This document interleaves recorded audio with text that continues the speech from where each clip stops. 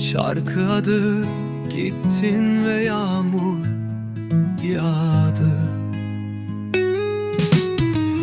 Gittin ardından yağmur yağdı. Kırıldı kalbim, dünya daraldı. Sokaklarda hala senin kokun. Sensizliğe hiçbir gece alışmadı. Gittin, içim paramparça. Her gece adını yazarım duvara. Sen yoksan hayatın rengi yok. Yalnızlık beni senden daha iyi tanır.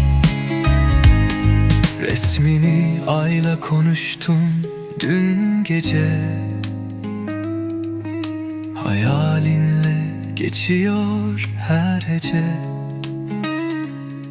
Bir yürek var, bir de uykusuz göz. Bir ses var, hala seni söylüyor söz. Gittin, içim paramparça. Her gece adını yazarım duvara. Sen yoksan hayatın rengi yok.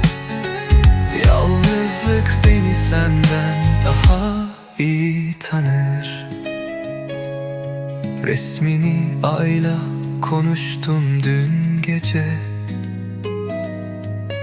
Hayalinle geçiyor her hece.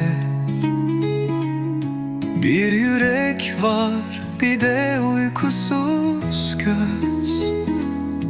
Bir ses var, hala seni söylüyor.